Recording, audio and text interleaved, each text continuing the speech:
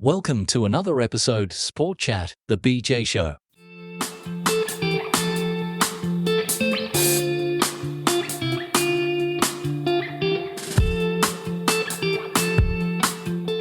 We are coming to the final split round 15 as well, back into those 9 games of round 16. So I'm going to like to introduce once again Aiden. Welcome, mate. Thank you. No, right. So as we all like to have a bit of a joke, and as I mentioned for ball breaks, or mind you all, make sure you have your drink, your cup of tea, your coffee, and as well your bicky. Doesn't matter what kind. Round 15, Game 1. Heading to MCG in Melbourne. Colton versus Geelong. Let's begin with BJ share his thoughts. Take it away, BJ. So, we're now ahead to round 15, the final split round, game 1, big under lights, MCG, Carlton vs Geelong. The last time these two play was back in round 7, and it was a big win it was Carlton taking just over the line. So, I'm going to share just the quarter by quarter. So, as I mentioned, Carlton start well, 5 goals, Geelong just at 2 goals, then Carlton 6 goals, Geelong with the 3 goals. Was Carlton led the way by 6 goals, equals 36 points exactly. Third quarter, well, Geelong did a bit better. They add on 3 goals, and as well, Carlton just the 1 goal, not that's great, but Carlton always found a way to get and add those big 9 goals. They are like that this year, which Geelong, well, will share very coming into this game. Well, not as great. Well done to a muddle win to Carlton, and twice this year. Heads up, Geelong. Best of luck. Well, Aiden, I'll let you share your thoughts. Yeah, I was a bit shocked by the result of this game because I thought Geelong and Carlton were a lot closer than they really were, but the Blues just turned up on the night and absolutely buried the Cats. You know, even just across all the stats, you know, top disposals, Cripps 41, Charlie Curnow 5 goals, Tom De Koning 131 fantasy. You know, Tom De Koning will be a premiership ruckman one day. I don't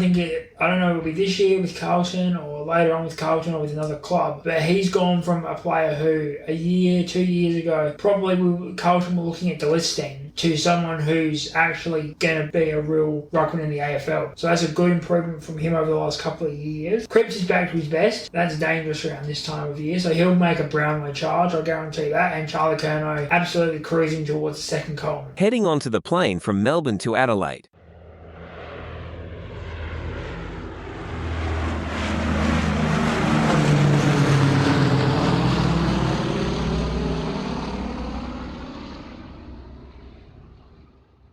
We made it to Adelaide Oval for Port Adelaide versus Brisbane. And I let you share your thoughts for Port Adelaide versus Brisbane. Yeah, this was actually quite upsetting and quite embarrassing for, Port Adelaide. It was the day of their 2004 premiership celebration, obviously beating Brisbane 20 years ago, and they had some of their premiership players from back then in attendance, and they put this out. They put out this effort. That's not good enough on any day, let alone a day when you're having a premiership reunion. You know, any club should be embarrassed by that and make changes. But I know Port won't, because that's how Port like to roll.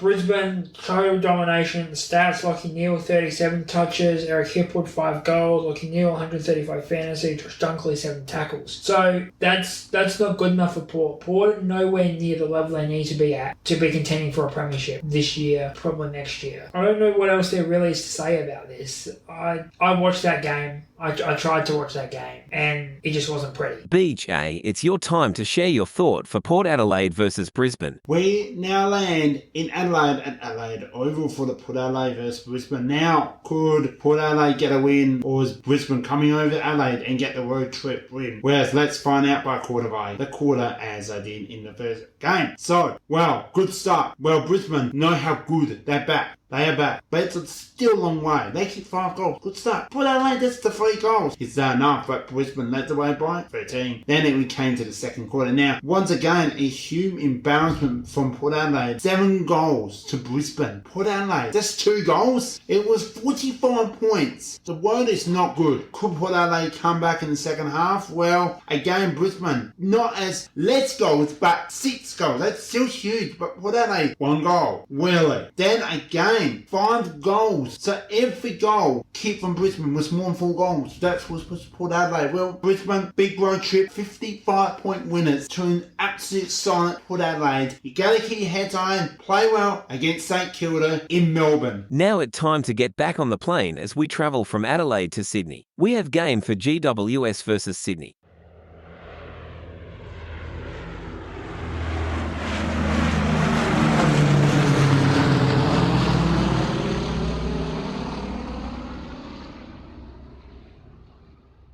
Welcome to NG Stadium for GWS Giants take on the top ladder Sydney Swans. BJ, it's your time to share your thoughts. Take it away. Now, I'm just going to get straight into it. Knowing that Sydney top of the ladder, they're really good. Well, guess what? Let's now get into quarter by quarter. It's the first quarter. Sydney and GWS shared the 2 goals. So, 3 points to Sydney. Well, it was close. We all love rivals like that. But Sydney took control in that second quarter. 7 goals. GWS is 1 goal. GWS is better than this. And they look really not focused. But it's a 40-point lead to Sydney. Have GWS more can reply in that second half? Third quarter. Well, 4 goals again shared. A bit better from GWS. Better than 1 goal in the rival game. Could it be better? Come from 42 points down at 3/4 time. Well, final quarter, 4 goals better. Sydney just the 2 goals, but it was all too good to Sydney. Winning heads up GWS. Good luck against Adelaide Crows. Aiden, it's your time to share your thoughts. Take it away for GWS versus Sydney. Yeah, so I know GWS has recently had a lot of players out, and I know right now you could probably argue that they're struggling for form considering where they started the year. But, you know, most teams this year are going to go through that at some stage. I can't think of a team who hasn't. I mean, half the league's gone through that. But yeah, Sydney absolutely dominant in this game. Something about playing in GWS just sets that switch on for them. So Errol Goulden 41, Tom Paplin 2 goals, Errol Goulden 154 fantasy. So Sydney total domination. Errol Goulden had a big day out. GWS, you know, I think there are a few players short. I think their form's a bit rusty at the moment, but they've got a bit of time to get it back together. So let's see if they can in the closing couple of months. But Sydney, I've called them the Premiers elect for a long time, and that's not changing after this performance. Back on the plane from Sydney to Melbourne.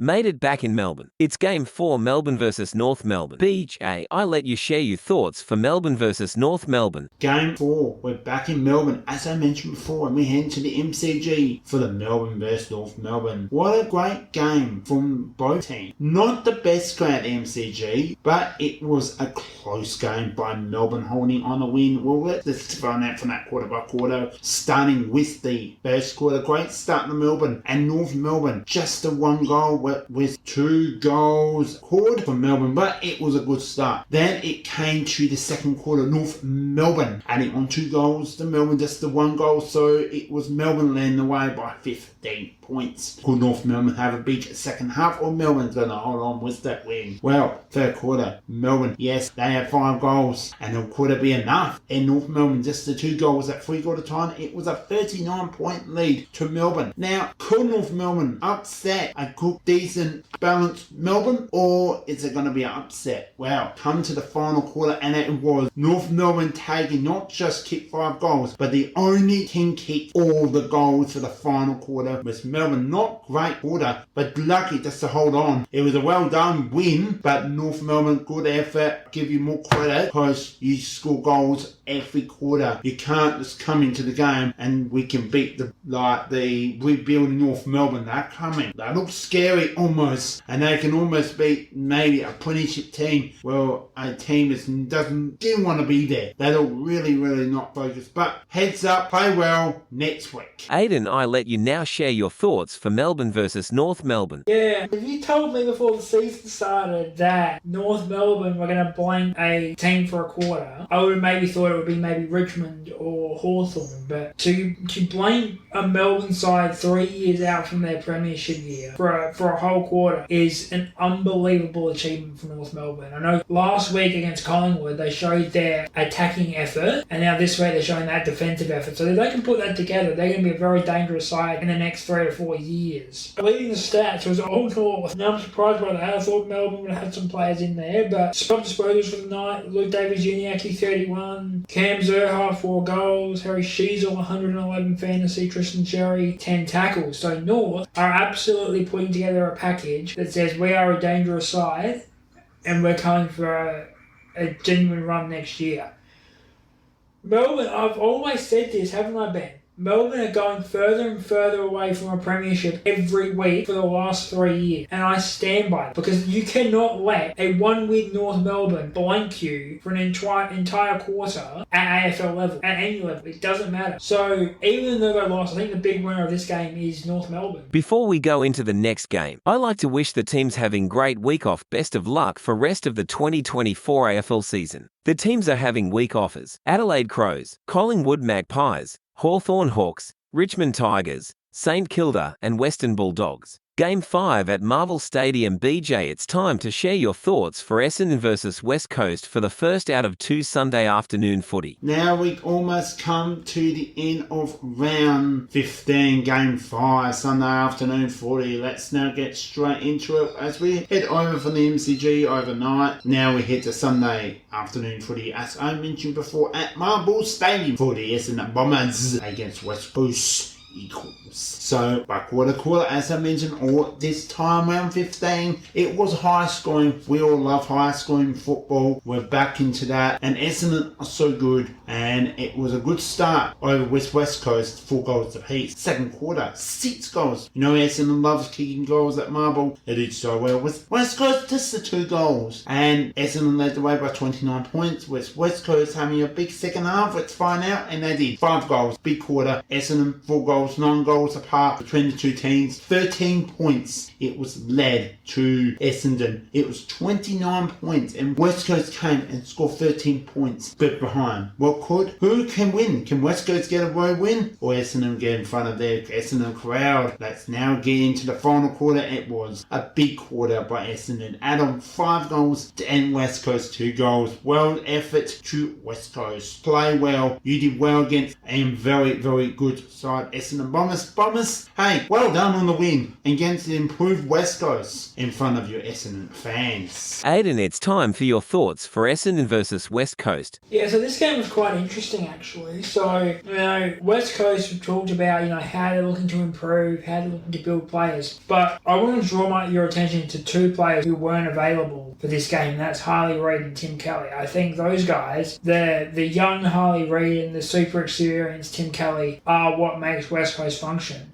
West Coast without them, they put up a very good effort for, three quarters of football, and then just couldn't keep going with Essendon scoring pace in the final quarter. Essendon just sort of slowly took the game away from West Coast there. So top disposal getters and stat leaders, we had Essendon's Sam Durham with 29 touches, Essendon's Jake Stringer with 5 goals, Essendon's Joe Caldwell with 129 fantasy, and West Coast Elliot Yeo with 13 tackles. So West Coast are pretty much there, I think. They know how to play football in 2024. They've got the list now to start slowly building and improving. And as for Essendon, this is a game where I think they probably should have won by more, because their percentage is very shaky, and at this stage, a couple of losses in that percentage could see them out of the 8. Final game for round 15. Before we head to the final game, let's get onto the plane from Melbourne to Perth, heading to Optus Stadium for West Coast hosting Gold Coast.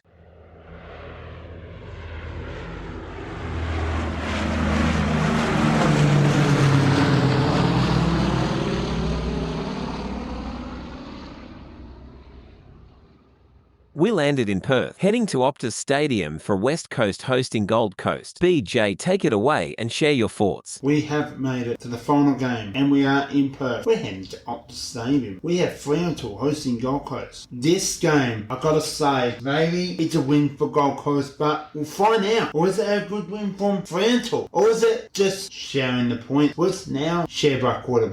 I've done it all day. And also at the game, it was going to start with the first quarter with 2 goals. Share the quarter by Fremantle and Gold Coast. Good start, but it was Fremantle led by 15 points. Second quarter, Fremantle, great. It was a really big quarter, and they led by, and they added 4 goals to their quarter, was 1 goal to Gold Coast. Half time, it was Fremantle led the way by 23 points, and it was good. Gold Coast get the win, or Fremantle get a win in front of their fans in the second half. Let's now get on the way with the third quarter. Fremantle add on 4 goals. Gold Coast, 3 goals. 3-quarter time led 34 points. Now, I gotta say, this is the biggest road trip. Is that safe for Fremantle to get the victory? You can't be up. Yeah, we're 34 points. We can win this game. No. Well, I gotta say, you don't, and I could be incorrect. My 34 points down at 3-quarter time. Well, it was a 4 goals to Gold Coast, to Fremantle, just the 2 goals. And well, we haven't done it. A mother draw for the word in the West. World effort to both Fremantle and Gold Coast. And maybe the first draw ever in history to Gold Coast Sun under coach Jamie Hardwick. Play well next week, and good luck next week. Aiden, time to share your thoughts for Fremantle versus Gold Coast. 3-0, way to go.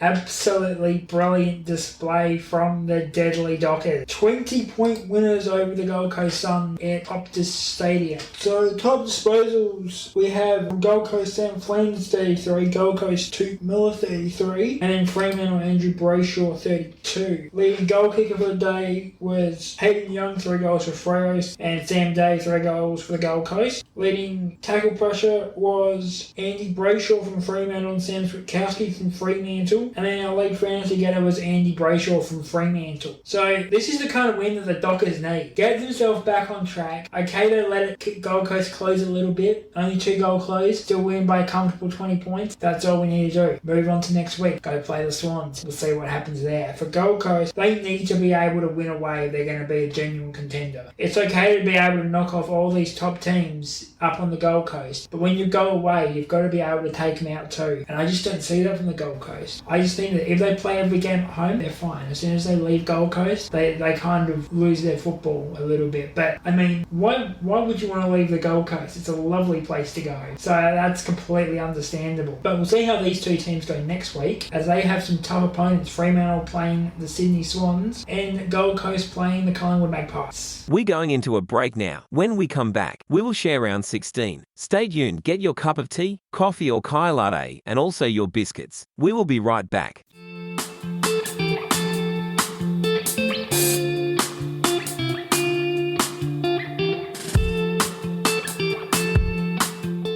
Welcome back to Sport Chat. Hope you got your cup of tea, coffee or Kai latte, and also your biscuits. Heading onto the plane to Brisbane.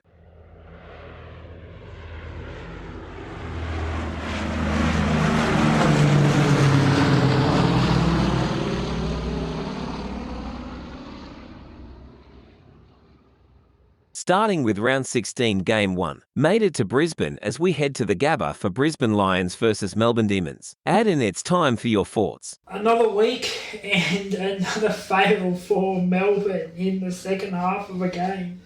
And this time they paid the ultimate sacrifice. So they, in the loss to Brisbane, they couldn't, this is the difference between a North Melbourne and a genuine football side like the Lion, is that you're going to get punished to the full extent. So just having a look through the stats, I mean, from half time it was 5-8 Brisbane, 9-7 Melbourne, and then in the second half it went, final scores ended at Brisbane 11-20 to Melbourne 11-15. So an absolute kickfest there for Brisbane, just not on target, and should Brisbane have kicked goals, this game would have been well over by the end of the third quarter. But Melbourne kept it in close for the rest of the game. Going into the stats, we have leading disposal getter was Josh Dunkley from Brisbane. 5 goals for Kazai Pickett from Melbourne in the losing effort. Josh Dunkley leads fantasy with 158 fantasy and 10 tackles for Josh Dunkley. So a very, very good game for him. And also shout out to Hugh McCluggage for kicking the winning goal with a minute to go for the Lions. It's time for BJ thoughts for Brisbane versus Melbourne. Have you ever heard of bad kicking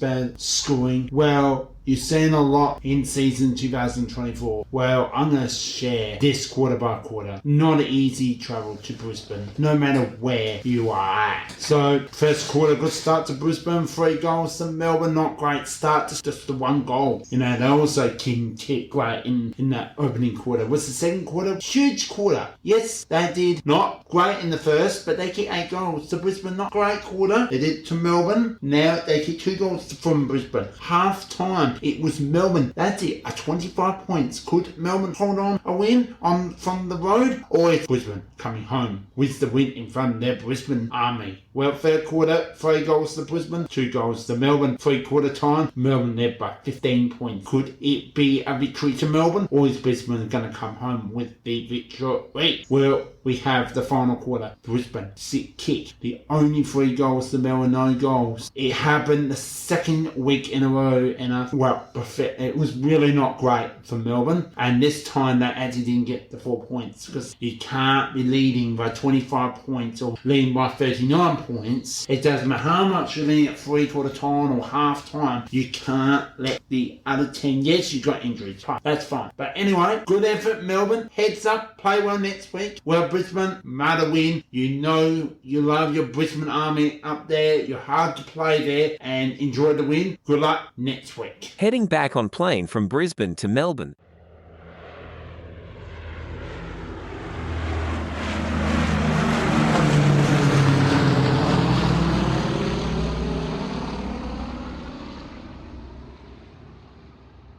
Off now the plane for the first Saturday afternoon footy. Made it to Melbourne and heading to Marvel Stadium for North Melbourne take on the Western Bulldogs. BJ, take it away with your thoughts. So, what a good game. And I may not watch this, but accuracy. Let's just say that. So, this one of the lowest losses for North Melbourne, and they're coming together. They're playing some good football. You know, how can I relate to North Melbourne? So, they're doing well. And have they? Yes, they are in the rebuilding. They are not losing by a big margin now. They have come together at this time of the year, and they have come in well awareness.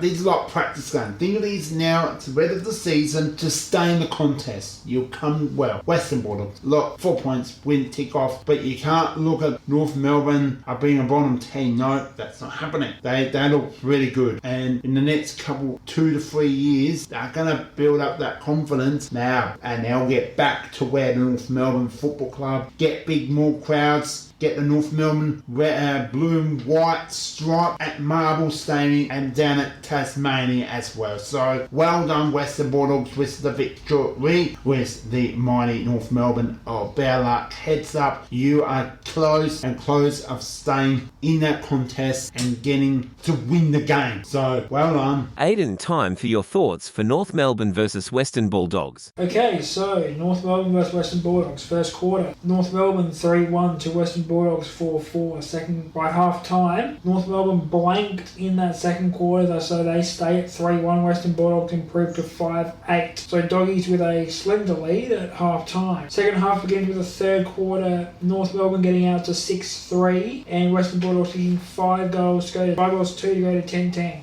And then North came in the final term real hard. 3-3 for North in the final quarter to bring them to 9-6, and the Doggies with 1-1 to bring them to 11-11. This was another interesting game played by Western Bulldogs and North Melbourne, and another one that can be added to a collection of great games between these two sides. Let's have a look at the stats. So it was the Bont with 35 touches leading the total getters on ground.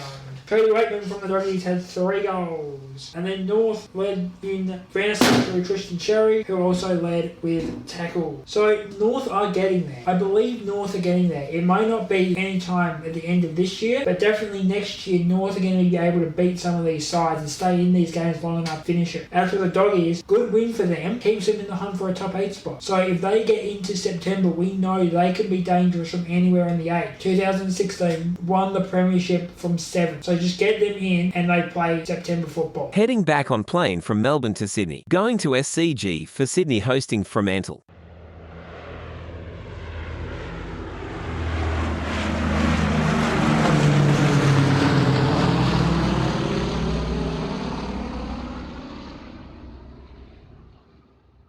Aiden, time to share your thoughts for Sydney versus Fremantle. And we go now to the SCG for the Sydney Swans and the Fremantle Dockers. And what a start it was for the Dockers. 7-2 in the opening term, Swans reply 2-5. Second quarter, Dockers and Swans both at 2. Fremantle going to 9-5. Sydney going to 4-8 at half time. Coming out of the half, Fremantle added on a bit of punishment for the Swannies, but the Swans responded well. Dockers going to 14-5. Swannies go 11-11 into the final change we go. And the final quarter, the Dockers end 15-9, the Swannies end 14-14. If you're doing the maths at home, Fremantle somehow, someway win by a point in what has to be considered game of the round and probably one of the games of the season. I'm not biased in any way. Go Fremantle Football Club. Leading disposal getter for the game was Sydney's Nick Blakey. Leading the goals was Sydney's Will Hayward, as well as Sam Sturt and Jai Amos from Fremantle with 3 goals each. Nick Blakey was all over this one with 121 AFL fantasy, and Caleb Sarong from the Dockers with 7 tackles.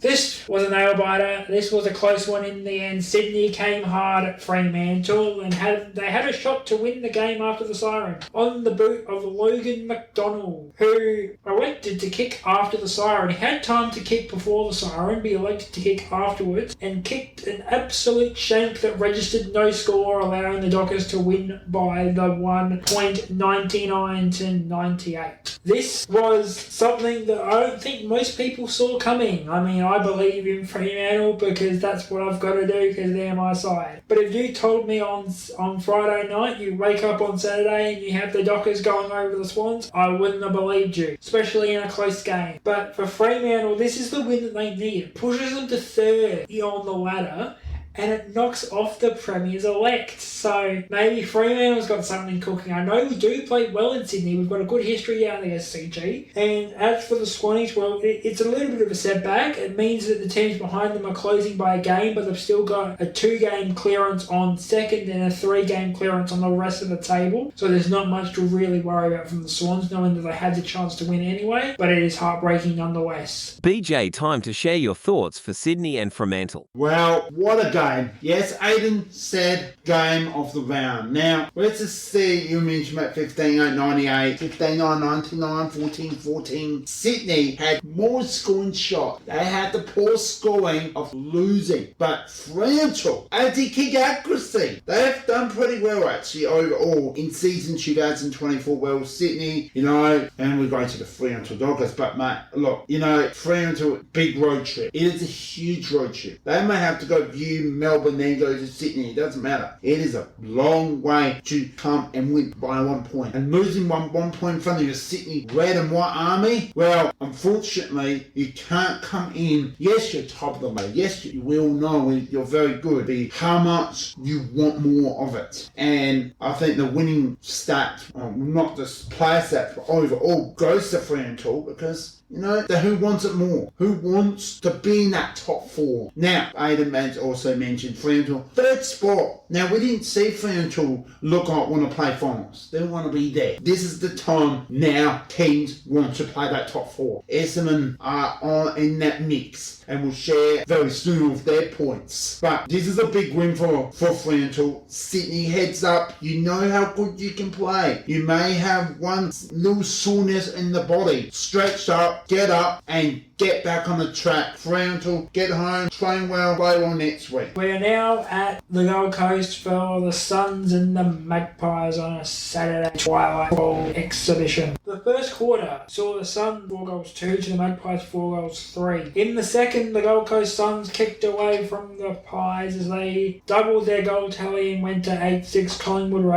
only able to register 1 goal, 1 behind for the quarter, ending the half at 5 goals. So a big lead, a decent lead for the Suns. Second half begins, Gold Coast kick another 4 goals. They go to 12 goals 11, and Collingwood come in with 3 of their own, going to 8 goals 9 at the final change. And in the final quarter, Collingwood showed what they made of. They came in and kicked 5 goals in the quarter, ending at 13-12. However, the Suns were able to just stay ahead enough at the end with 14-17 their final score, 101-90 in favour of the Gold Coast. this is another brilliant performance at home by the Gold Coast Suns. Collingwood came hard, and Gold Coast found a way to knock back last quarter Collingwood. That is the biggest thing we have to consider here. Last quarter Collingwood got knocked off by Gold Coast. There's a little bit of a lack of invincibility about Collingwood at the moment. They had that big lead against the Dockers a couple of weeks ago that got knocked down to a draw in the final quarter, and Gold Coast has pulled the magic out again. Luckily for them, they were on top for most of the game and were able to ride their momentum to the finish. Leading the stats for Gold Coast, we have Noah Anderson with 39 touches, Ben King with 4 goals. He kicked the 2 crucial ones at the end. Noah Anderson 140 AFL fantasy, and then for Collingwood, Jack Chris with 9 tackles. Now, Gold Coast need to be able to show this level of football when they go away as well, because as we get into June, the end of June, into July and August, that Gold Coast advantage tends to go away around this time of the year. So they've got to be able to put results in on the road as well. As for Collingwood, because they didn't have the greatest start, this is a bit of a setback for them, because that top 8 is getting mighty close. Anyone from Fremantle down to Hawthorn, 3rd to 13th is within a game of the top 8, in or out, either way. So you've got to be able to take these games and put them away. You had the lead for like a couple of seconds in that final quarter, but you let Gold Coast come in and take it. BJ, time to share your thought for Gold Coast versus Collingwood. Take it away. Yeah, so I totally agree. This is the main upset of the round, but I'm going to say it, and you and I have spoke before, recording, but yeah, no, Gold Coast, quite big kick. You know, you play well at home, and you gain fans. You gain fans to back to with the Gold Coast Suns. We love that. Collingwood go to play Gold Coast. Now you can say Gold Coast is now not an easy destination to play football now. You are going to look like we can walk in the park, or that they might be okay. Good, no. You can't say that anymore. Now moving into the forward, Gold Coast, well done. Goodness, you did well and you got the tick. You never gave up, but it's the 4th quarter cost Collingwood losing the game, and it was all to do with effort. Now we also will keep back kicking in the final quarter from Gold Coast. They kicked 3-6 to 5 goals 4. I apologise. 5 goals 3 to Collingwood. So to tell you right now, it was goal fest in the last quarter, but Collingwood, good effort. Well done, Gold Coast. Heading back on the plane from Gold Coast to Adelaide.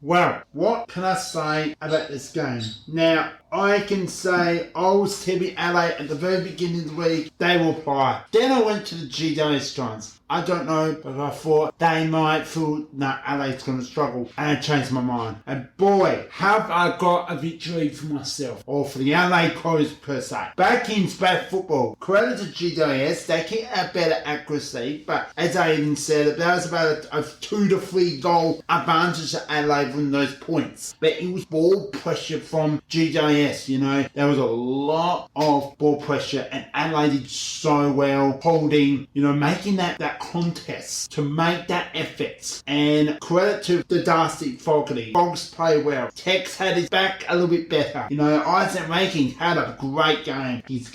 So he kicked 2 goals. Well, 2.3 was a 115 fantasy, 27 disposals, but it was a 7 marks, 2 tackles, 1 act. But it was not. That was one of his best performances since he's come back from injury. And I think Adelaide are not. Unfortunately, they can't play finals. Okay, we all know, we're aware of that. Against a team in the top 8. We knocked them out of the top 8. Tells us we know we're capable. Like I said, credit to GWS. We come to Adelaide. You can't go onto the road. Yes, you are maybe a decent side. Adelaide won this win. They are back with the 4 point. Well done, Adelaide. Good effort, GWS. Aiden, time to share your thoughts for Adelaide Crows and St Kilda. And we're now at the Adelaide Oval for the Crows and the Giants on Saturday Night Football. First quarter, Adelaide kicking 2 goals 6 to GWS's 4 straight, so Giants with a strong start. Second quarter, the Crows improved to 9-9. Giants only able to add 1, going to 5 straight at half time. Coming out of the tunnels, we come to the second half, and the Crows only able to add 1 goal, 5 for the quarter as they go to 10-14. And GWS finally missed, but kicked 3 goals as well, so they had 3-3 for the quarter. And Adelaide started to build a little bit of scoreboard pressure towards the end of the third quarter with multiple opportunities. As we head to the final quarter, the Crows kicked 13-16 to the Giants 12-6, and I think that's what did it in the end. I think that the Crows' scoreboard pressure, they may not have been kicking goals per se, but every single one of those points over the duration of the game slowly starts to add up. So if we just look at the Crows behinds, it goes 6 behinds, 9 behinds, 14 behinds, 16 behinds in that tally. So that starts to add up. That's essentially another 3 goals they add on by the end of the game. So good week, good win for the Crows. GWS, I think their form's still a little bit shaky and a little bit lacking. Let's have a look at the stats. And Lockie Whitfield from the Giants had 41 touches at the Adelaide Oval. Goal kickers for the day were Darcy Fogarty with 3 for the Crows and Toby with 3 for the Giants. In the fantasy was Lockie Whitfield miles ahead on 160 fantasy, and top tackle getter was Ben Keys for the Adelaide Crows. So the Crows are definitely out of the race this year, but this is the stuff, the improvements that we need to see for them to start to show form going into next year. And as for the Giants, it is a bit of a shock loss, but we know they're out of form. I think they know they're also out of form. They've got 2 months to recover it, but they need to find a way to get it back on track soon. Otherwise, they could be looking at finishing outside the top 8 this year with such high hopes after the prelim last year. Back on the plane from Adelaide to Melbourne.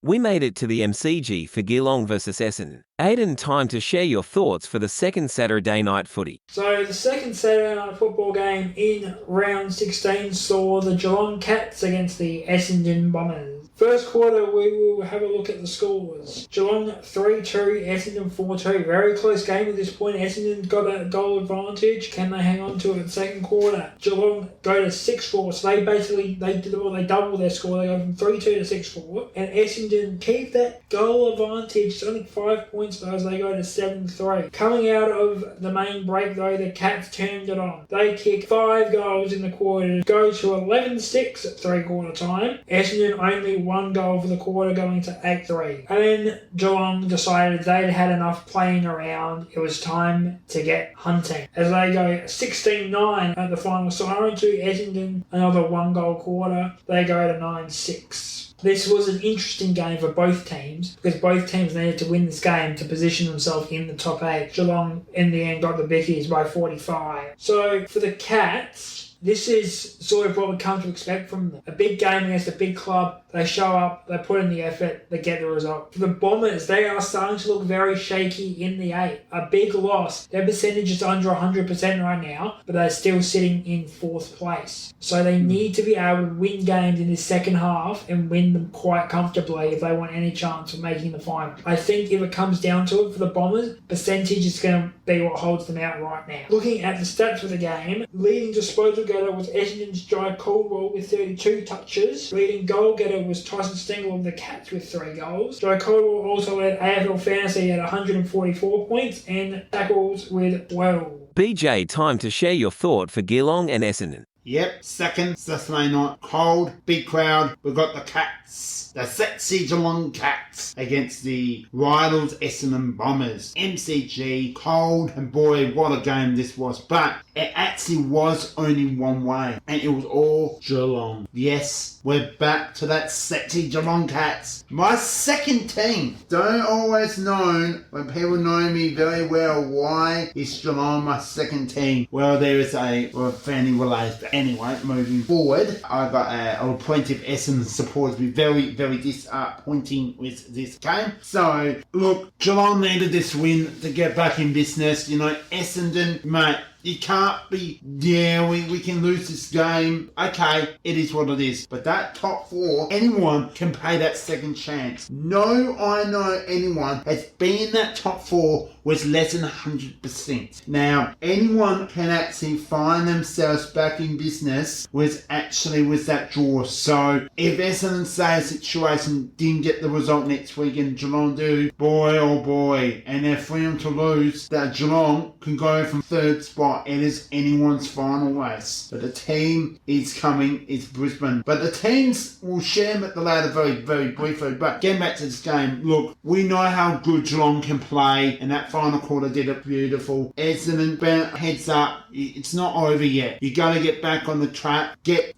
prove what you need to improve. You know how good you can be. But what Goodwin, Geelong, heads up, Essendon. We've got Sunday afternoon footy. We're staying in Melbourne and we've got a double header. We'll find out. But let's now get to the Saints and the Power. Aiden, I'll let you share yours. What can I say about this game? Probably not much, actually. It was quite a lucky game compared to some of the other games we've commentated on this episode of the BJ Show. But we'll get to the scores nonetheless. So we'll go quarter by quarter as always. And in the first quarter, St Kilda kicked 3 goals 3 to Port 4 goal 1. In the second quarter, Saints doubled their score to 6-6 and Port drew at level at half-time, also at 6-6. And then in the third quarter, St Kilda only able to get 4 points, going to 6-10. Port kicked 2 goals 5 to go to 8-11. In the final quarter, the roles were reversed. St Kilda kicked 2 goals 2, going to 8-12, and the Power with 3 points, enough to get them over the line as they finished 8-14-62. St Kilda's 8-12-60. This was a rather dismal game of football, and not one that will be put in the highlight reels anytime soon or in any futures. As for the Saints, this is kind of what you come to expect from the Saints over, the history of St Kilda being 100 plus years of them just dragging teams down to their level. St Kilda is one of these sides that just when they come up good on. But when they're not, it's horrible to watch. And they dragged Port down to their level. But Port just able to get the win because they are just the better side on the day. And sometimes being just 3 points better in the final quarter is all you need. I know it's been a hard week for especially Ken Hinkley and the whole of Port Adelaide after what happened in round 15. But hopefully they can improve. They've got a top 8 spot on the line. They've definitely got a top 4 spot on the line as we head into the second half. And we'll just see how Port Adelaide go from there. BJ, time to share your thoughts for St Kilda and Port Adelaide. Yep, wow, what a close game. Credit coming off of the bye from St Kilda. This is a much better coming into this part of the year for St Kilda. Those losses are improving. They're in front of your St Kilda army, not a big crowd because we know you haven't seen the St Kilda properly yet, but they're quick. Credit, good effort. You know how good this I can saw in my advice, Aiden, this is the 2004 20-final rematch. This is 20 years of having the grand final rematch, 20 years anniversary. This is the 20th anniversary 20-final, and Port Adelaide won it. But it wasn't in Adelaide, it was in Melbourne. So tell me something. This is like a finals between these two, and it was hungry. But credit to Port. This was a much better week, but it wasn't an easy win. It wasn't an easy road trip. You know how St Kilda have improved. They're really quick with their ball skills, and they did so well. So, good effort, St Kilda, and well done, Porttree. Time to head from Marvel Stadium to MCG for Richmond and Colton. The last time Richmond and Colton played at the MCG was back in round 1 Thursday night footy. Aiden, time to share your thoughts for Richmond versus Colton. Alright, now we head down to the MCG from Marvel Stadium for the Tigers and the Blues. We'll go quarter by quarter as always. So the first quarter, Richmond 2-1 to Carlton 2-4. Second quarter, Richmond 6-2, Carlton end 7-8 at half-time. And then after the half-time break, it was all the Blues. Richmond only able to get 1 goal 4 on the board in the third quarter to Carlton's 7-1. And then in the final term, Richmond got 3-4 on the board to go to 10-10, and the Blues kicked 6-2 to go to 20-11. 11. What an absolute kicking display from the Blues.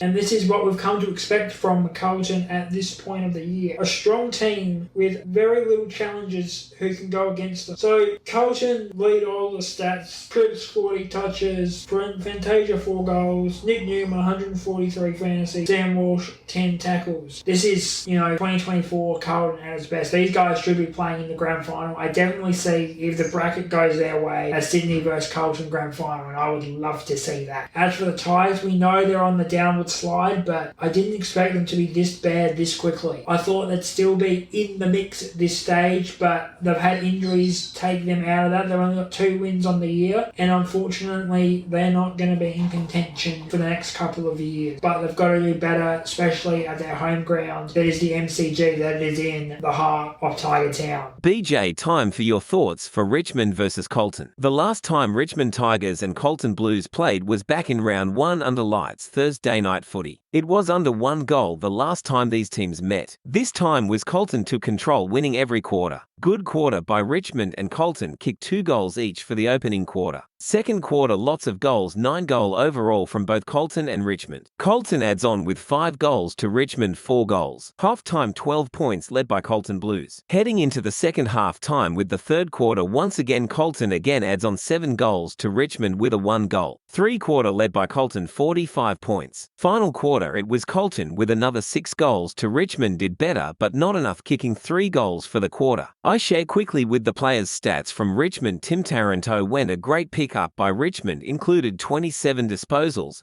2 marks, 2 tackles and 1 goal, as well 92 fantasy. Colton Blues captain what a year from Patrick Cripps stats was 40 disposals, 5 marks, 4 tackles and 1 goal with 129 fantasy as well. Well done to Tim Taranto from Richmond Tigers and Patrick Cripps from Colton Blues. Well done to Colton with the win, and good effect to Richmond. Heading onto the plane from Melbourne to Perth.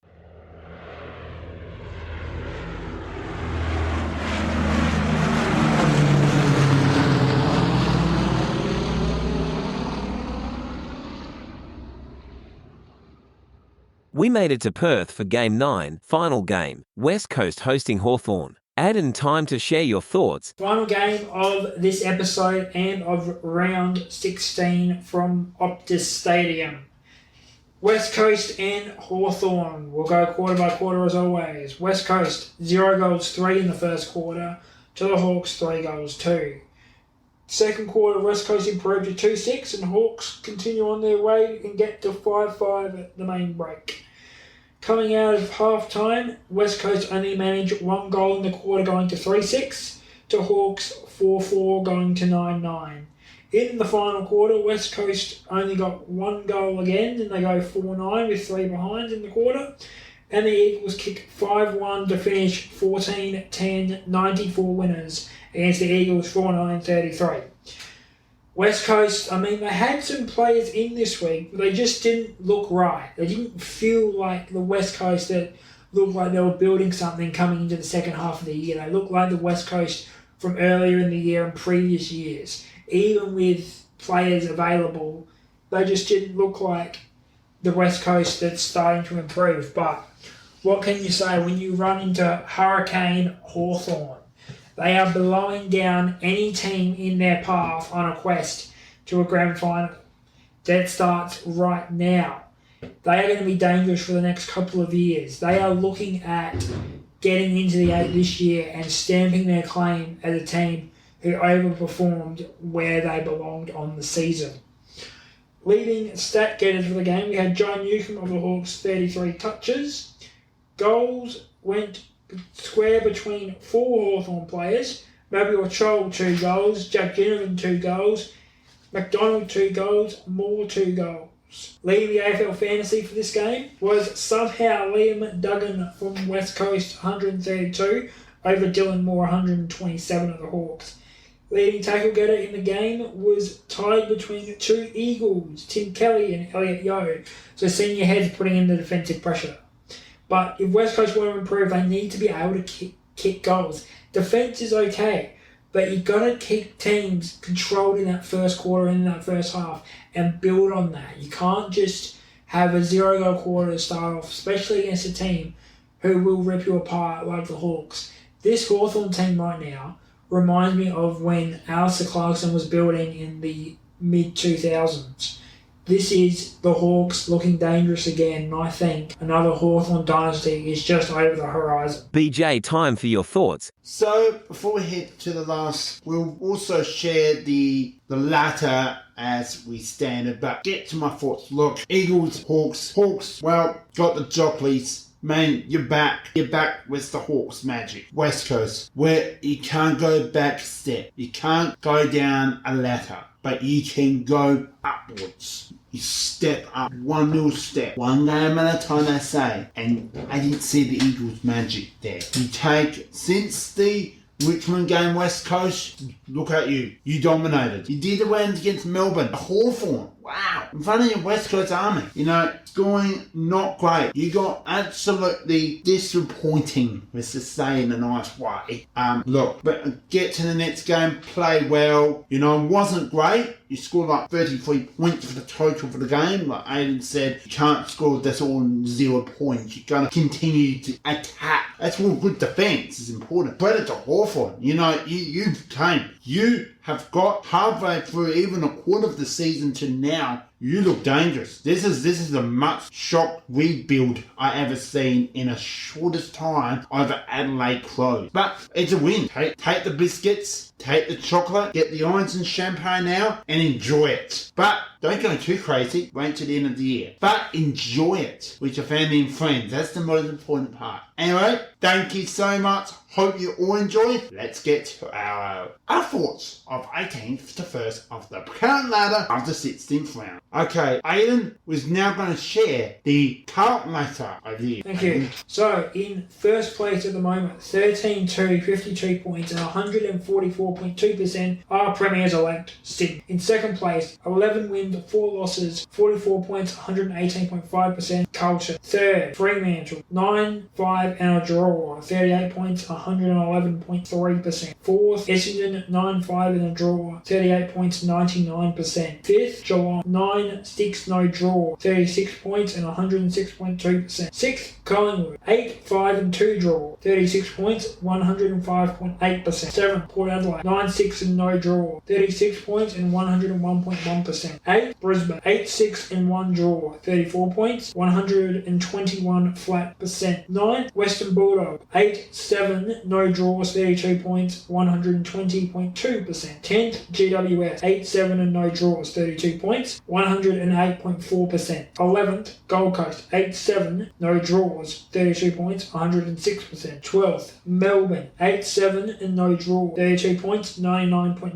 13th, Hawthorn, 8-7 no draws, 32 points, 97.9%. 14th, Adelaide, 5-9 and a draw, 22 points, 103.8%. 15th, St Kilda, 5-10 no draws, 20 points, 92.5%. 16th, West Coast, 3-12 no draws, 12 points, 70.4%. 17th, Richmond, 2-13 and no draws, 8 points, 63%. 18th, North Melbourne, 1-14 no draws, 4 points and 64.1%. And that is your AFL ladder for the current stage at round 16. Guys, hi all. Well, hope you all in that round 15, round 16, Aiden's round 16 current ladder. So thank you so much. Hope you all enjoyed it. Much we love sharing it to you. So guys and all, it's signing out from the Sports Chat, BJ, Shane and Aiden. See you next time, and hopefully you hear more. Make sure you support the BJ Show wherever you get your podcasts. All important. It helps, goes a long way. I'm now saying see you soon. Bye for now.